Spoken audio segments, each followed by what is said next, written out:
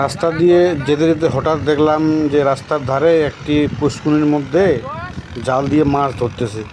আসলে এইভাবে গ্রামে জাল দিয়ে মাছ ধরার মজাই আলাদা।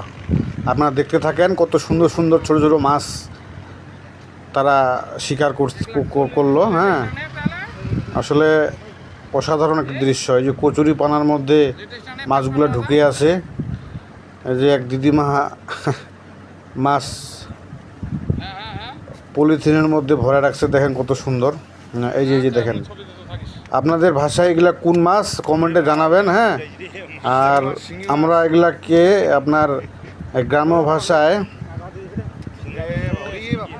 চপদোড়া মাছ বলে থাকি। আপনারাও দেখেন আপনাদের আঞ্চলিক ভাষায় এই মাছগুলোর নাম কি। হ্যাঁ, এই যে দেখেন কস্তুরি পানাগুলা সরাচ্ছে হাত দিয়ে। তারপর ভিতরে কিন্তু এই যে লাফাচ্ছে, এটা কিন্তু একটা মাছ, এটা কিন্তু আপনার কাটা আছে, বুঝছেন? এই কাটা কিন্তু হাতে মানে লাগলে প্রচণ্ড ব্যথা করে। এই যে দেখেন অসাধারণ, ওই যে ট্রাক দিয়ে হাল দিচ্ছে জমির বাড়িতে, আর পিছনে অনেক মাছ লোক মারতেছে। হ্যাঁ, এই যে দেখেন অনেক সুন্দর একটি দৃশ্য। আসলে আমরাও ছোটোবেলায় এইভাবে অনেক মাছ ধরেছি। এখন ওই আগের দিন এখন আর নেই, আর আগের মজাটাই ছিল অন্যরকম মাছ ধরার। অসাধারণ একটি দৃশ্য। আর এখন আগের মতো বেশি মাছও আর এখন পাওয়া যায় না।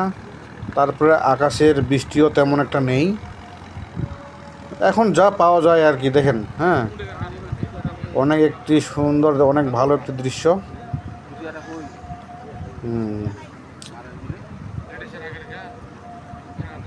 এই যে কস্তুরি পানার মধ্যে মাছগুলো কি সুন্দর ঢুকে আছে। অনেক মাছ, অনেক অনেক অনেক ছোটো ছোটো মাছ।